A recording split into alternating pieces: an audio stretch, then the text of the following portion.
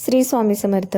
बघा, पुरुषोत्तम मास लवकरच समाप्त होईल आणि या मासातील शेवटची अमावस्या म्हणजे सोमवती अमावस्या. ज्या दिवशी सोमवारी अमावस्या येते त्या दिवशी सोमवती अमावस्याचा योग बनत असतो. सोमवती अमावस्या प्लस पुरुषोत्तम मास आणि 30 वर्षानंतर येणारा दुर्लभ योग, असा योग 1996 मध्ये आलेला होता. असा योग नंतर आपल्या आयुष्यामध्ये येईल की नाही माहिती नाही. म्हणून या दिवशी आपल्याला जेवढे पुण्यकर्म करता येतील, जप तप दान धर्म करता येईल तेवढा करायचा आहे. अक्षयपटीने फलदायी ठरणारे हे बघा, करोडो सूर्यग्रहणासमान आणि चंद्रग्रहणासमान फळ देणारे ही सोमवती अमावस्या असणार आहे. जे काय कार्य करायचे आहे आपल्याला सकाळी 8:15 पर्यंत, म्हणजेच 8 वाजून 24 मिनिटापर्यंत करायचं आहे. कारण सोमवती अमावस्येचा योग किंवा सोमवारी जी अमावस्या येणार आहे त्या अमावस्येचा योग फक्त सोमवारी 8 वाजून 24 मिनिटापर्यंत असणार आहे. त्यामुळे जे काय कर्म करायचे सोमवती अमावस्या आणि सोमवारीच करायचे आहेत. तुम्हाला पितृतर्पण असो, स्नान करायचं असेल किंवा जप तप दान धर्म जे काही करायचं असेल ते तुम्हाला याच दिवशी होईल तेवढं, शक्य होईल तेवढं करायचं आहे. जे काय उपाय करायचे असतील तेही याच दिवशी करायचे आहेत. पितरांना पितृतर्पण करायचं असेल तेही याच दिवशी करायचं आहे. कारण बघा, पितृदोष एवढा प्रखर असतो.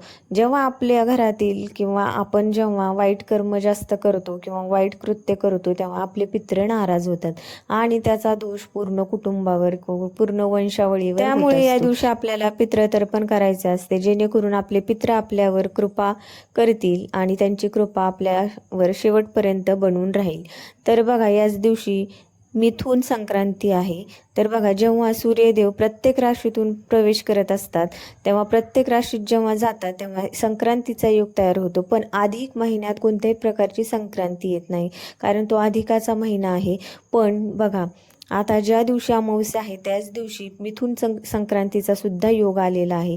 म्हणजे किती हा योग दुर्लभ मानला जातो. आणि या दिवशी केलेले जे काही पुण्यकर्म दानधर्म असेल ते अक्षयपटीने फळ देणारे आहे. बघा, आपल्या शरीरातून आपला मृत्यू आपल्या शरीराला मारेल किंवा आपला आत्मा या शरीरातून बाहेर जाईल, पण जे आपण हे अक्षयपटीने ठरले जाणारे जे आपले कर्म आहेत ते आपल्यासोबतच राहणार आहेत.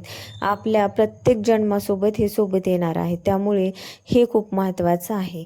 तर बघा, पितृतर्पण करताना सगळ्यात महत्त्वाचं सोमवती अमावस्येच्या दिवशी बघा सकाळी लवकर उठायचं आहे.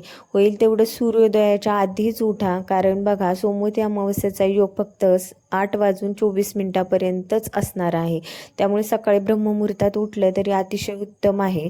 आणि किंवा ज्याला नाहीच जमत ते सूर्योदयाच्या आधी उठा, स्नान करा. बघा, तुमच्या स्नानाच्या पाण्यामध्ये थोडे काळे तीळ टाका, जेणेकरून तुमच्या आंघोळीच्या पाण्यात जेव्हा तुम्ही आंघोळ करता तुमच्यावर कोणतीही निगेटिव्हिटी असेल ती तुमच्या पाण्याच्या प्रवाहासोबत ती निघून जाईल. आणि स्नान केल्यानंतर थोडंसं काय करा, एक तांब्याचा लोटा घ्या, त्याच्यामध्ये पाणी घ्या, थोडंसं गंगाजल मिक्स करा, असेल तर ते ऑप्शनल आहे. आणि त्याच्यामध्ये काळे तीळ मिक्स करा. एक तुळशीचं पान असेल तर तोडलेलं टाका. अमावस्येच्या दिवशी तुळशीचं पान तोडू नये, त्यामुळे त्या दिवशी अवेलेबल असेल तर त्याच्यामध्ये मिक्स करा, अन्यथा ते स्किप करा.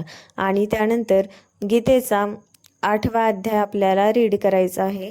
म्हणजेच तुम्हाला श्रवण किंवा पठण केला तरी चालेल. तुम्ही जर श्रवण केलं तरी तेवढंच तुम्हाला पुण्य लागते. आणि तेच पाणी श्रवण करून झाल्यानंतर ते पाणी दक्षिणेला तुम्हाला अर्पित करायचे आहे.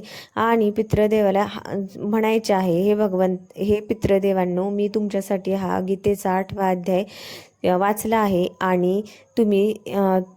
आणि या दुर्लभ योगात मी हा 8वा अध्याय तुमच्यासाठी केलेला आहे आणि तुम्ही संतुष्ट होण्यासाठी केलेला आहे. आणि तुम्ही संतुष्ट व्हा, संतुष्ट व्हा, संतुष्ट व्हा. आणि ते पाणी अर्पित करा दक्षिण दिशेला तोंड करून. तर हे झाले पितृतर्पण. हे प्रत्येक अमावस्या पौर्णिमेला आणि एकादशीला करायचे असतात, जेणेकरून आपले पितृ आपल्यावर नाराज राहत नाहीत किंवा त्यांच्या ज्या काही अधुऱ्या इच्छा असतात त्या पूर्ण होतात किंवा ते संतुष्ट होऊन आपल्याला आशीर्वाद देतात. आणि आपल्या आयुष्यात जे काही चांगले कामं होणार असतात ते पेंडिंगवर पडत नाही, ते लवकर होतात आणि आपल्या आयुष्यात पण सुख समृद्धी आणि धन याचा वर्षाव होतो. तर बघा, त्यानंतर जप करायचा आहे.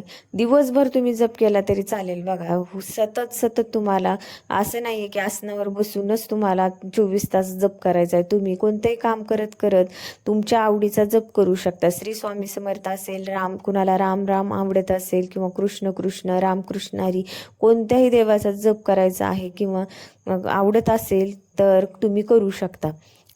म्हणजे तुम्हाला जप करायचाच आहे.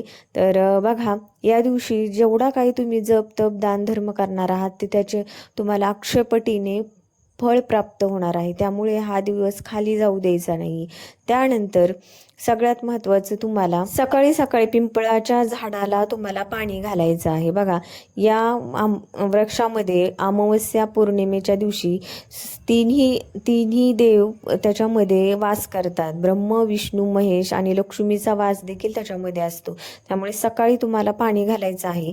आणि बघा, रविवारीच्या दिवशी पूर्ण दिवसभर तुम्हाला अमावस्या मिळणार आहे. म्हणजे 12:30 नंतर असणार आहे, पण संध्याकाळच्या टायमिंगला तुम्हाला अमावस्या मिळेल. मग त्या दिवशी तुम्हाला एक तुपाचा दिवा पिंपळाच्या झाडाला लावायचा आहे.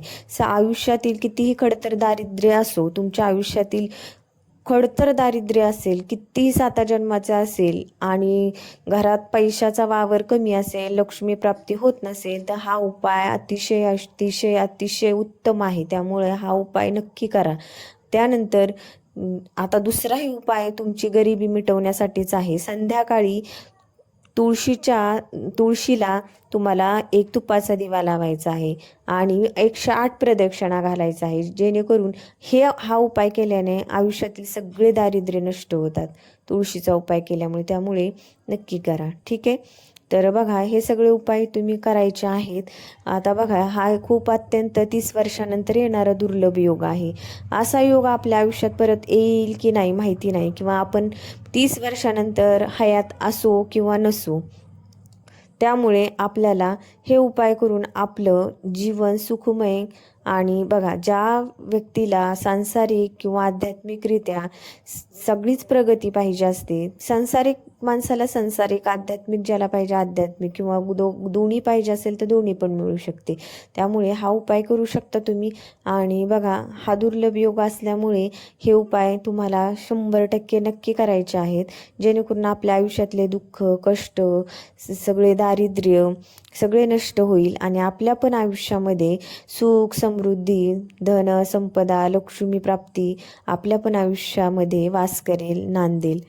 चला, तर तुम्हाला व्हिडिओ कसा वाटला नक्की सांगा आणि आपल्या चॅनेलला सबस्क्राईब करा. चला, भेटूयात नंतर अशाच एका नवीन माहितीसह. धन्यवाद. श्री स्वामी समर्थ. रामकृष्ण हरी.